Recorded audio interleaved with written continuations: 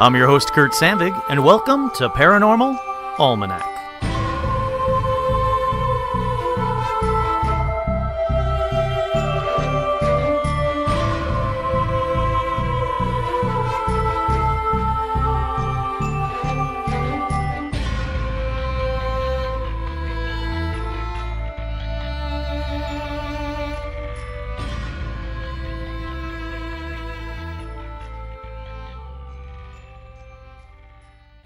That's right, I'm your host, Kurt Sandvig, and on this week's edition of Paranormal Almanac, let's take a look at a classic, incredible UFO encounter.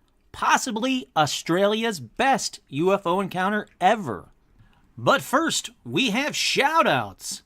Lily Venable, Keith, Autumn, Nanashi, Shani, Vanessa, Troy, Veronica, Amber, Nick, Manning, Jeff, Megan, Kat, Martin, Lash, Kira, Maggie, hi Maggie, Laura O., Anthony, Jamie, Todd, and Elijah Hendrickson, Dan, Angie, Matt, Laura, Chuck, Travis, Sarah, David, Michaela, Heidi, Rachel, Lindsay, Juliana, Edgar, Sarah, J. Mark, Carolyn, Jim, Jade, Pablo, Laura, Jeff, Dill, Laura, Daniel, Laura, and a special shout out to Christy Webster.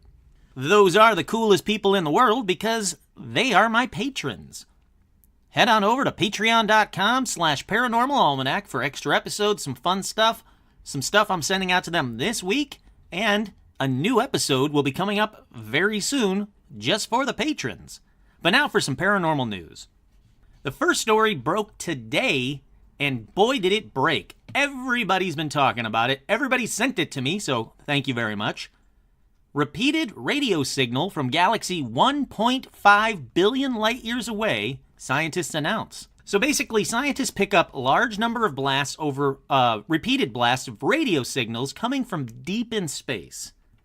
The breakthrough is only the second time scientists have seen such a repeating radio burst, and that's important. Repeating radio burst. Now, it goes on to say it both deepens the mystery and offers a potential opportunity to finally understand what might be throwing out the burst from a galaxy billions of light years away. Fast radio bursts have been speculated to be the results of everything from exploding stars to transmissions from aliens. Yes, indeed. But they remain entirely mysterious with little evidence at all of where they might be coming from. To give you an idea of how quick these bursts are, well, the flashes only last for a millisecond, but they're flung out with the same amount of energy the sun takes 12 months to produce.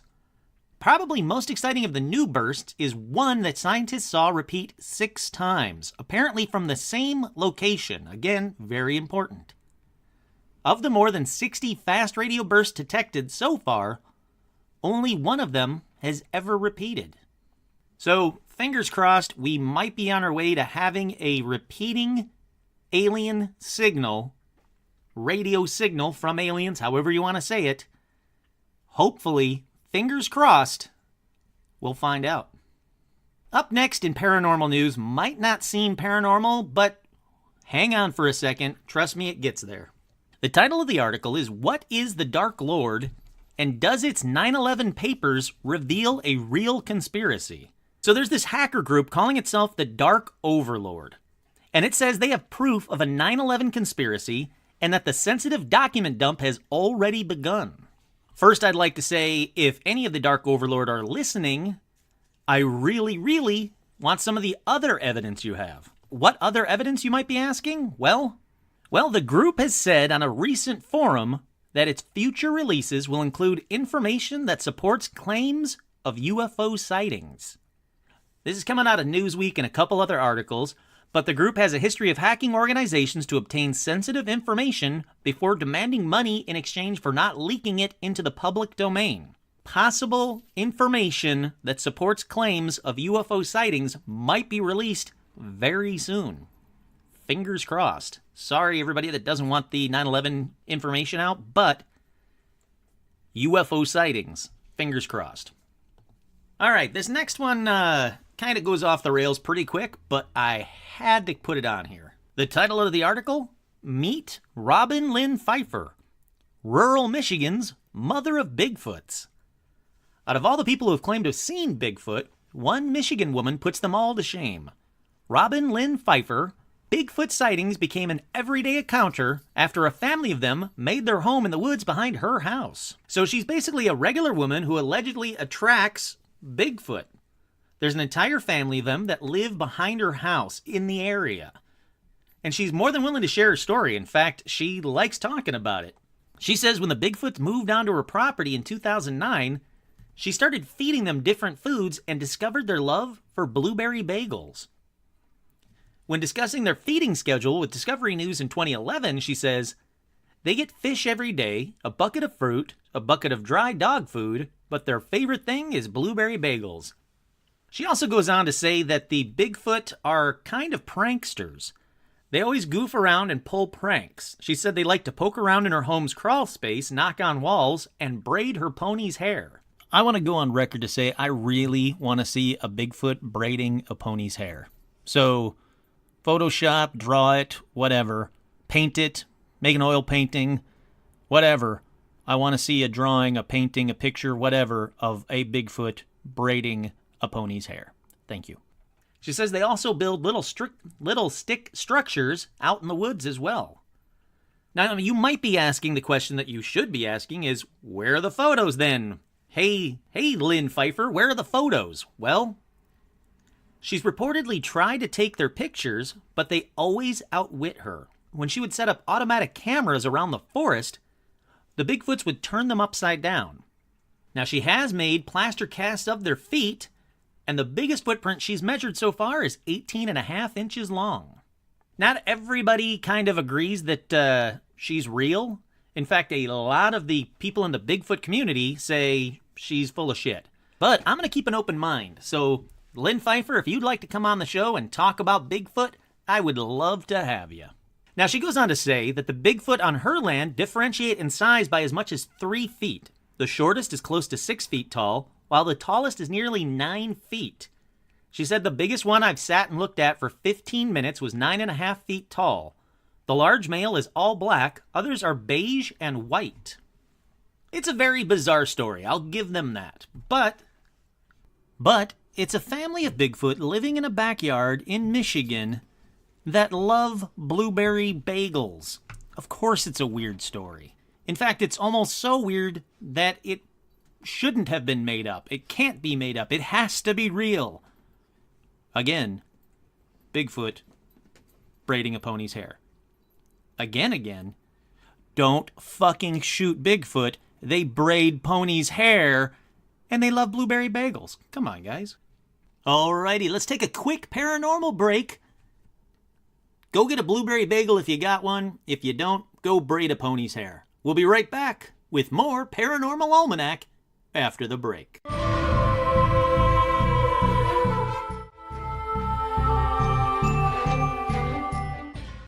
Okay, with that, let's get to the main story. The year was 1966, April 9th to be exact. The place? Westall High School in Melbourne, Australia. A UFO was spotted not by 1 or 2 people, but by over 200 to 300 people. That's right, at just after 11 a.m., a UFO descended into a nearby open grass field between 2 schools filled with students and teachers. Now, this took 20 minutes for it to happen. It wasn't something like a quick something zip by in the sky. This was a close encounter that was witnessed by hundreds of people. All right, let's jump right into this. So the kids are outside, they're playing sports, they're having fun during recess, doing whatever. They're outside. When some of them notice a, quote, gray saucer or silver-green saucer in the sky. The eyewitnesses said it had a purplish glow and was about twice the size of a car. Now remember, we're talking about the size of a 60s car, so twice the size is fairly substantial. Obviously, those that saw it slowly descending alerted everyone in the area. And some students inside the classes, they went in and told everybody, there's a UFO out there, come outside. Now everyone, and I mean everyone, teachers and students alike, watched this silent UFO, that's important, silent UFO, move over the high school's southwest corner, going southeasterly, then it went out of sight behind some trees. Now the trees were between 2 schools, so eyewitnesses had eyes on it in one of 2 locations the entire time. Now, some braver students walked closer to it, and in fact, some girls fainted or ran away, while others stood there close by watching the UFO. While the UFO was on the ground, 3 white UFO lights were flying or buzzing, as it was described, like buzzing around above it. No engine noises were heard, just humming. Why it landed or what it was doing while it landed is unknown, but suddenly, the UFO shot away and vanished within seconds at an incredible speed that was described as, quote, quicker than anything I had seen then or since. And that's a recent quote. And it was at this point the headmaster came out and ordered everyone to go back to class. Now, this next bit is a little bit harder to determine, but someone told all the eyewitnesses to be quiet about what they saw. Now, who told the children to be quiet? Well, from some of the reports, I found the headmaster told the children and the teachers not to talk about it after he spoke with the military. The headmaster assembled everyone in a lecture hall and told them that the students would be severely punished and that the teachers would be fired if they talked. But there are also reports of men in black coming and talking to the eyewitnesses, including the students, who suddenly didn't want to talk about it anymore. Now, it is known, and this is really known, this isn't conjecture, it is known that a high-ranking official was dispatched to Westall at that time, which, I gotta say, it doesn't happen because of stray weather balloons. I'll get to that. And the students have said they were threatened or bullied by the military just after the incident. Now, the news made it out even after the threats, and people all over the area started to talk about it. Even the local newspapers ran articles about it. The Dandenong Journal wrote about it twice. The first was on April 14th, and the second was on April 21st. The headline, Flying Saucer Mystery, School Silent, What Was It? The April 21st article said, and that's the second one, said, Marilyn Eastwood pictured a student at Westall High School is one of the youngsters that watched the unidentified flying object near her school playground on April 6th. The object left a clear impression on Marilyn's memory, and her description of it tallies those given by students and staff members who saw it. The journal in which she took a sketch of the object is reproduced above, and there's a drawing of the UFO, and I'll get to that in a little bit too. Marilyn described it as a round with a bump or hump on top and things underneath. Her sketch closely resembles sketches and photographs of other unidentified objects reported from many parts around the world. That same newspaper, the Dandenong Journal, on April 28th, 1966, page 21, also had a mention of the UFO encounter. Now remember, this is 12 days after the incident. And it says, letters to the editor. Quote, mystery solution, question mark? End quote. Sir, your flying saucer story is very interesting, if only for the accurate description of a normal air-to-air firing practice exercise which has been carried out by aircraft practically as long as there have been fighting aircraft. One of the supposed, quote, saucers has been correctly identified as a meteorological radiosonic balloon. The other, and it goes on to quote, like a thin beam of light about half the length of as light aircraft, silver gray in color, is a reasonably accurate description of a target drone towed by one aircraft on a few hundred yards of tow line, so that other aircraft can practice what is termed air-to-air fighting. He goes on to say that this is the rather complicated maneuvers required to shoot down a moving aircraft from one another moving aircraft in the air. The aircraft apparently observing the object was obviously the towing aircraft, and the 4 other aircraft playing a cat-and-mouse kind of game with the object was the aircraft practicing firing, probably with camera guns, at the drogue. He calls it a drogue. I don't know. It goes on to say, for the benefit of the writer of the article, who has obviously never heard of a drogue or knows anything about aircraft maneuvers, a drogue is a long cylinder of fabric, silk or nylon, something like a windsock seen on airfields, about half the length of a light aircraft, silver gray in color, which moves up and down and side to side on the currents of air from the towing aircraft and is never stationary until the towing aircraft lands, of course. Now, I don't buy this at all. That's the end of that thing. I don't buy this at all. Basically, this is the basic, quote, "It was a weather balloon" BS that follows most UFO encounters, especially at that time. Now remember, this was students and teachers that witnessed it for 20 full minutes. Teachers would know a solid UFO saucer-shaped object from a weather balloon that looks like a windsock, a large silver windsock at that. The descriptions don't match. The speed it took off doesn't match. There were no planes waiting for it to pull again. There was no line going up into the air to a plane. This is obviously a failed attempt at a cover-up. And I say obviously fairly confident because it just doesn't match the descriptions. Now, I have more, don't worry. An Australian UFO researcher and photographer, James J. Kybell, conducted an interview with a science teacher from Westall School, Andrew Greenwood, who witnessed the event. Now, this recording was then sent to the American physicist Dr. James E. McDonald, who is well known for his research into UFOs.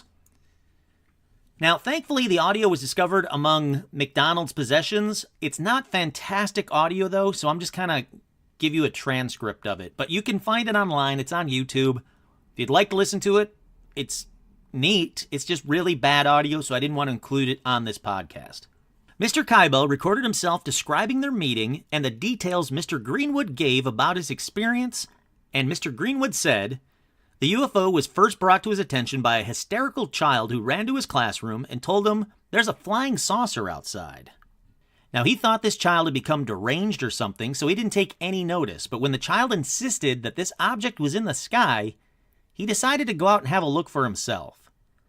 Now, when he went out, he noticed a group of children looking towards the northeast area of the school grounds, and as he approached them, he claims he saw a UFO hovering close to the power lines. Not attached to him by a line, none of that. Hovering. Now, Mr. Greenwood described it as a round, silver object about the size of a car with a metal rod sticking up in the air. All right, that sounds nothing like a large windsock to me, but then he goes on to say he called it the most amazing flying he had ever seen in his life. That's important. A windsock being pulled by planes that would have been very noticeable would look like a windsock being pulled by planes, not the most amazing flying he has ever seen in his life. He does mention the planes, though. He says the planes were doing everything possible to approach the object, and he said how they all avoided collision he will never know. Every time they got too close to the object, it would slowly accelerate, then rapidly accelerate and move away from them and stop. Then they would take off after it again, and the same thing would happen over and over again. Now, over the years, there were reports that the government tried to cover up the incident and stop witnesses from talking, but Mr. Greenwood claimed it was the headmaster that first tried to quash discussions of the incident. He claims that the headmaster was, quote, so scared and disturbed by the incident that he'd refused to come outside until the object was gone. So this headmaster didn't even come out to take a look at it. Now, there have been claims from several eyewitnesses that sharply dressed men in black suits visited them and warned them from speaking about the incident. When the Royal Australian Air Force contacted the headmaster, he told them to go jump in a lake, Mr. Kybell said. There have been claims from several witnesses that sharply dressed men in black suits visited them and warned them. At the time of seeing the UFO, he was a complete skeptic himself. He had never even considered the possibility of their existence, and this is Mr. Greenwood he's referring to. When he asked the physical education teacher to describe what she had seen herself so that he could compare it with his own observation, she just wouldn't say anything. He then reportedly spoke to one of the older students who described the event in great detail, exactly as he had seen it, but when he had spoke to her again a half an hour later, she wouldn't say a word. Mr. Greenwood said he didn't think it had anything to do with the headmaster's threats, as no one usually took him seriously, and he knew for a fact that the students he spoke with didn't attend the meeting where he made the threats. So somebody else made threats, and my guess is it's those men in black they keep referring to. Now, this is how he described first seeing the UFO. Mr. Greenwood said, I observed the object everyone was looking at. It was gray against a blue-gray sky, so I didn't see it immediately. The only thing I've got to compare it against is some smaller-sized Cessna aircraft, and it was approximately 2/3 the length of one of those. Now, I will admit, that is the dimensions of that weather balloon, or that drogue. Now, he said it was hard to make out the exact shape, but the best way he could describe it was a big plate with a bulge in the middle. The object moved in a very strange way that was a lot faster than any other aircraft he had ever seen in his life. Not a weather balloon. It did hover at times. It seemed to be able to accelerate and disappear out of sight, and then someone would see it over another part of the sky. It moved a considerable distance away very rapidly, and then moved back again. At one point, the object moved towards the crowd, but it moved in such a way that it was impossible to know it was moving until it was right in front of them. He says it came towards us. Not that we could actually see it coming towards us, but we could see that it was closer now than it was before. It would go up and down, it would move slowly, but generally it seemed to hover or move really fast. Those were the two things. He goes on to say, this is when the planes showed up. Now, Mr. Greenwood noted that the UFO seemed to be playing some sort of game with those planes. The planes would approach it and then try to move around it, and the UFO moved over to another part of the sky very rapidly. The plane followed it over there, and it moved back again. It seemed to be playing cat and mouse with the planes. More planes started to arrive in about that 20-minute time frame, and he said there was about 5 planes in the sky with the object. According to him, the UFO was in the sky for 20 to 25 minutes from when he first noticed it, and then suddenly, it disappeared. He says it just vanished. It did one of the accelerations, and then no one could pick it up again. It was gone. Not a weather balloon. Bullshit. All right. Take this next part with a grain of salt, though. But a report was made to the Victorian Flying Saucer Research Society on April 7th, 1966. So it was reported the next day. And I think that's important. I think that's the only thing that's really giving this credence. The name was completed by, or in the name of, a student, Joy Tai, who did go to the school. So 2 for 2 for verifying this data. It goes on to say, date April 6th, 1966, place Westall High School, time 10:20 a.m., elevation 45 degrees. Appearance, circular 2 UFOs flying in varying directions. Sound, whirring noise. Shape, round on top, flat on bottom. Color, silver. Any outstanding features? Flattened waist-high grass for 10 yards diameter, 600 yards from the school. Speed, faster than some light aircraft in the vicinity. The direction was in the south, duration was 15 minutes, weather fine. Shape. Now there's a sketch which shows an upright dome shape. And the witnesses, school staff, and pupils. Reaction excited. Other remarks. UFO turned edge and disappeared fast. Signed J. Tai, 12 years old, 4/7/1966. Now while we're talking about grains of salt, apparently one of the students did talk about what they saw on a message board online anonymously. Years later, online. Now obviously there's no way to know if the next bit is true, but I wanted to include it based on the testimony seeming credible. It goes, I was in a class when a disturbance occurred outside. I didn't take any notice, and when the bell went for morning recess, my classmates and I went to our lockers and then walked out into the yard. We noticed that all the girls who were doing physical education were gathered right down near the end of our playing field. Suddenly, the school came alive with excitement and everybody began running down towards where the schoolgirls were. I was among the surging mob. I had seen something very unusual in the sky. As I looked up, I saw a dazzling silver object flying around some pine trees which grew on a ridge about a quarter of a mile directly behind the school. It then flew across some open paddocks also behind the school and returned to the pines. Now on the other side of the ridge there is a small field. The thing hovered over the pines and descended behind them and must have been directly over the field. I then lost sight of it because of the pines. As the thing was out of sight, I began to notice many private aircraft, mainly Cessnas, flying towards the pines. It was then this thing reappeared and rose to the level of the approaching aircraft. This enabled me to get a rough idea of its size. It was a silver object, as long as one of the Cessnas, but very thin. As the aircraft approached, the thing turned on about a 45-degree angle and started to move into the distance, gradually gaining height. The planes increased their speed and began to follow it, but the object streaked away, leaving the planes far, far behind. The planes turned back, but we all stood hoping it would return, but it didn't. So we all went into school 15 minutes late. After school, 2 friends and I went to the field where the object had descended. In a few minutes, we were crawling under a barbed wire fence which surrounded the field at a height about 4 feet. We waded through the waist-high grass, making for a gap in it. Suddenly, we were there. We found ourselves standing in a spot where the grass had been utterly crushed against the earth. It was an area of about 25 to 30 feet in diameter. Cows could not have done it because the fence was barbed, and also, cows would have left a track through the grass. There was no track. The object that descended over the field, could it have done this? It all leads back to the same question, what was the object? Some people say it was a weather balloon, but do weather balloons go up and down quickly, crush grass, and fly across the skies faster than a reasonably speedy aircraft? Otherwise, your guess is as good as mine.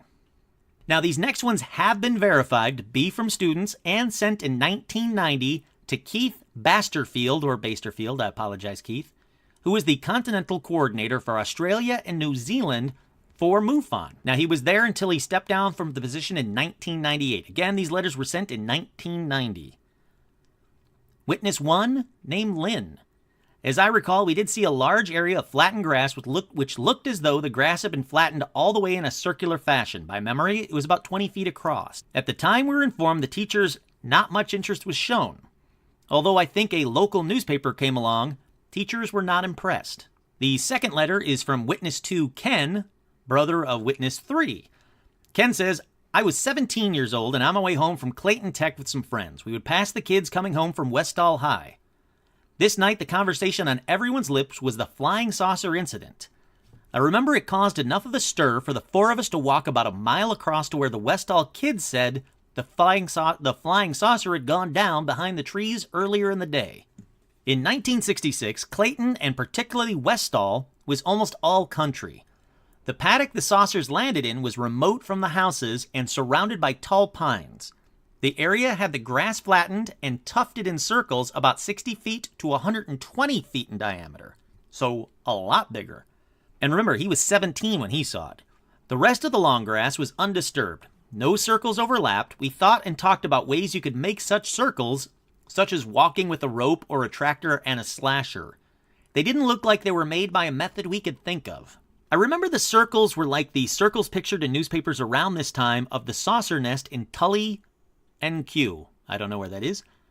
I don't know if this was before or after what we saw, or before or after what we saw. I know time dulls memories. I am reminded of various incidents that vary in the way that I and other people remember them. Regarding the army, police, etc., I heard the stories about them coming, checking, and taking a camera. I didn't see any of this myself. I didn't see the saucers myself, but I did see the circles. Okay, last witness testimony from Chris, Witness 3, the sister Witness 2. I was in the second intake of students at Westall High, and in 1966 was in my third year there. The school had been built on vacant land approximately 19 kilometers southeast of Melbourne. Blah, blah, blah. During the morning tea break, one of the kids told us there were flying saucers down at the oval. My friends and I raced to the far corner of the oval, and by this time, there were quite a lot of other kids there. We didn't see them immediately as they were quite high, and apart from that, we didn't expect to see anything. What I saw was several objects that appeared as one saucer inverted on another. They were perhaps white or shiny in color, and maybe there were about 7 of them, so this one gets kind of odd. It was difficult to tell how big they were, as I had no way of knowing how high they were, but they were whizzing back and forth across the sky at a rapid pace. The UFOs appeared to come down behind the trees not too far from the school grounds, and some of the children climbed the fence top to go over there. I didn't. Perhaps they appeared to come down then again. I find that part hard to remember. I think we may have had 20-minute break from morning tea, and we saw the UFOs soon after the break began. We watched them until the bell return to class had sounded. Some of the students returned to class immediately, but I stayed for probably another 10 minutes. By this time, the teachers were rounding up the kids. The teacher we had for library was intent on telling us we had made the lot up, stop the nonsense, and get into class. When the lunch break arrived, I immediately looked skyward but saw nothing. There was talks of reporters being at the gate, but teachers on duty told all the children to keep away. A special assembly was called, where the principal informed the children that they had seen nothing and to talk to no one about it. I couldn't believe it. There were so many children that did see this event. She goes on to talk about the news at in the evening. It was on there. She would look for UFOs after the fact, and then she finishes it by saying that was the last time I ever saw them. Now, I do have some audio for you guys. There was a couple of shows, seems like an Australian daytime talk show, that talked with a lot of the witnesses fairly recently. They were all grown up. They were still talking about stuff. So here's a couple of quick excerpts from this Australian daytime talk show.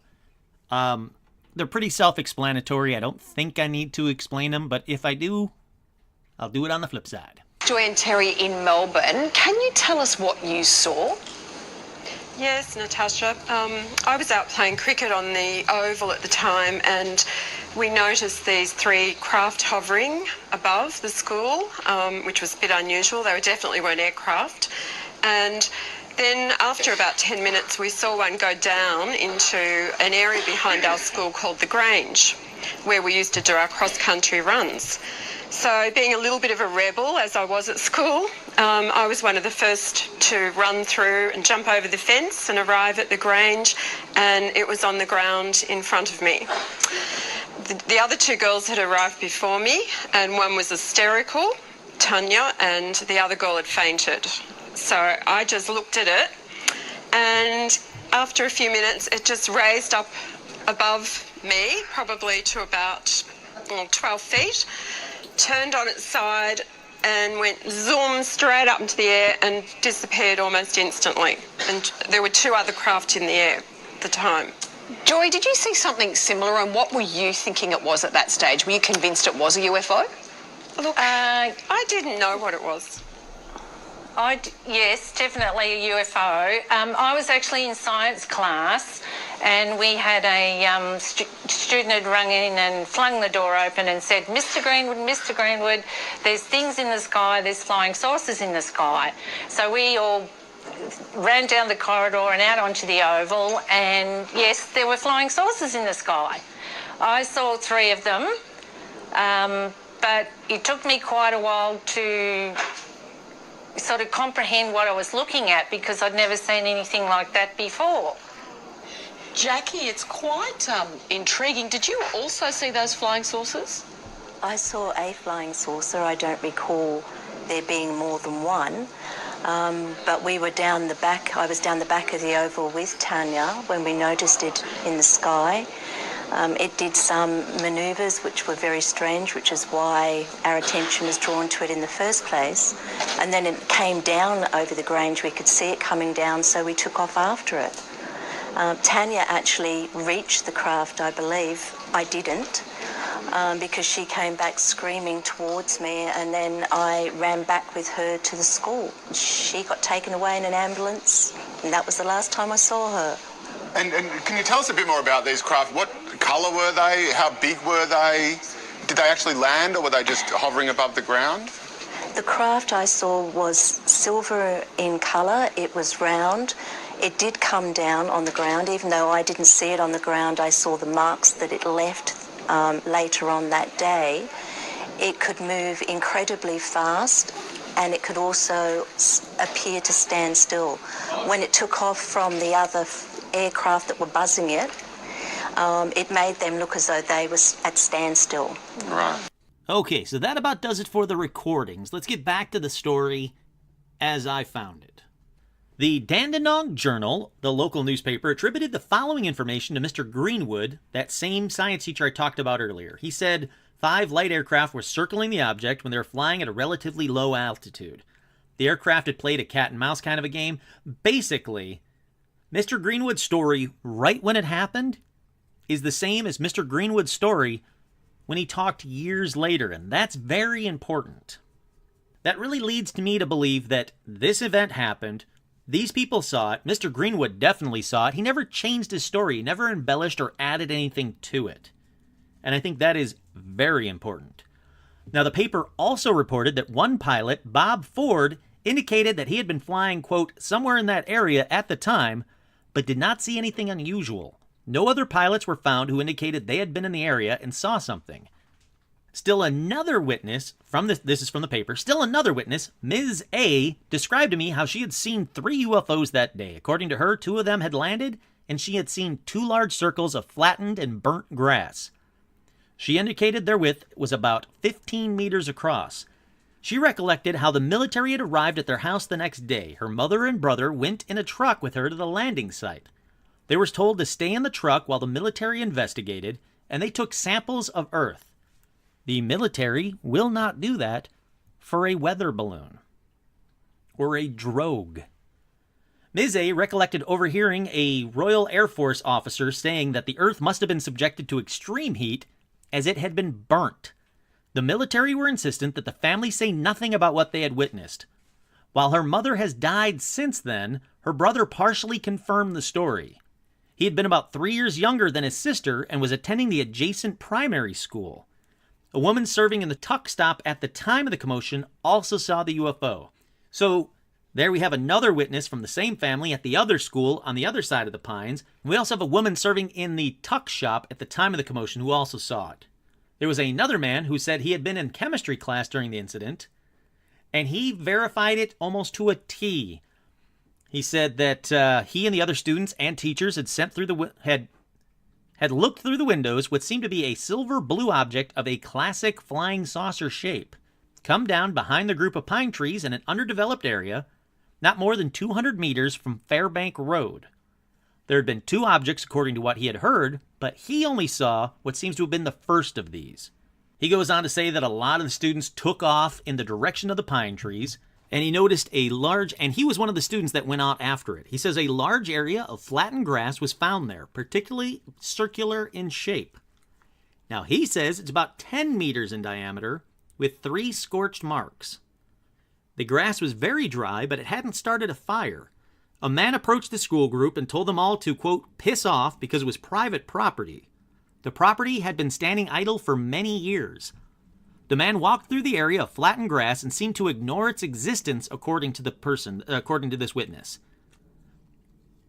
When he was told by a number of screaming children that a flying saucer had come down there, he said that's bullshit and various other things. The school children eventually returned to the school, accompanied by a number of teachers who had, quote, followed the mass exodus. This next part is from Ray Fisher of the Victorian UFO Research Society. Now, he says that he interviewed a man who came on the scene at about 5 p.m. the day of the sightings. He saw a perfect circle of flattened grass, flattened right down to ground level, in grass that was about 2 feet high. The man recollected that he thought the area was about 10 meters in diameter, so it all seems to be about 10 to 20 meters in diameter. He returned a few days later to find a team of military or Air Force people going over the site. A couple of technical-looking vans were parked outside. He saw that the people in uniforms were examining the circle with radiation detectors, and officials there told him he couldn't go into the field and to move on. The next time he went to the field, the entire paddock had been burnt out. Now, there's a couple of websites when they talk about this. They include a bit about a cow that was in the paddock, and the UFO came down over the cow, and the cow freaked out. Didn't crush the cow, but it came down close enough that the cow freaked out. There was another story that one of the schoolgirls went into a trance or a daze. I can't verify either. I definitely can't verify the cow. It seems to be only 1 or 2 websites that talk about that. And the dazed or trance-like state is probably the girl that went into shock and then fainted from it. I don't believe any of those stories. There was a woman that was living nearby Westall School, and she said that the UFO had hovered over her house above trees before it landed behind the school. The UFO was allegedly above the trees for 5 to 10 minutes before it landed. The woman claimed the UFO was, quote, trying to find a place to land. She states she followed it, but that it started to get a bit spooky, so she returned home, but then went back only to be turned away by police. So this is another eyewitness of before it got to the school, and she verified it as well. So students, parents, teachers alike saw something. To this day, they don't know what it was they saw. That drogue or weather balloon is just bullshit. It doesn't match what so many people saw. It doesn't match the speed. It doesn't match the look. It doesn't explain the burnt field or the radiation detectors or the military burning out that entire field. The site of the encounter has now been turned into a memorial park to reflect the 1966 Westall UFO incident. So it's a huge story there, but it doesn't get enough press in my opinion. It's relatively modern day, with witnesses still alive and willing to talk, which is important. And from everything I can find, it can't be debunked. It just can't. What got me, though, was how much it resembles the details of a few other school UFO encounters, but those are for upcoming editions of Paranormal Almanac. And by upcoming editions of Paranormal Almanac, I mean probably going to be the next patron exclusive. There are some fantastic school UFO encounters. One from my home state of Michigan, and a few that just can't be explained. They're absolutely bizarre, but those will probably be for the patrons. Okay, it's that time. What do you guys think? What landed in the fields behind this school? I honestly think that if it was just students, I wouldn't have put too much stock into this. And I'll post the photos that the kids drew and everything like that, or the drawings that the kids drew. I'll post those on Facebook and Instagram as I come across them, but only the ones I can verify are from there, because there's a lot of BS UFO drawings that people attribute to this. If I can verify it's from this, I'll post it on there. But what do you guys think? What landed behind the school? Do you think that if it was just the students, you wouldn't have believed it? Or do you think you'd believe it more because these are students that have nothing to lie, no reason to lie? Remember, this is 1966. It's not like if you told a UFO story, you were a hero. People just told you to shut up and called you crazy. So, what caused 200 plus students to make this story up? What scared that headmaster so much that he threatened the students and the teachers? And finally, the last question, what would you have done if you were a student? You're out there playing, you're out there in recess, you're playing, you look up, you notice a UFO, you watch it land, you watch it for 20 minutes, then take off. What would you have done? Would your parents have believed you when you were a kid? Well, once again, I am your host, Kurt Sandvig, and this has been another edition of Paranormal Almanac.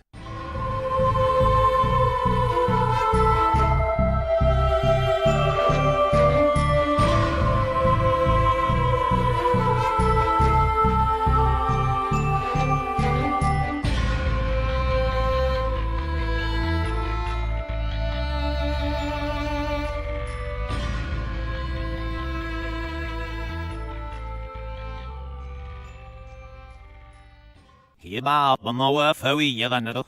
Wa fawi yasisir. Wa fawi yaranstad.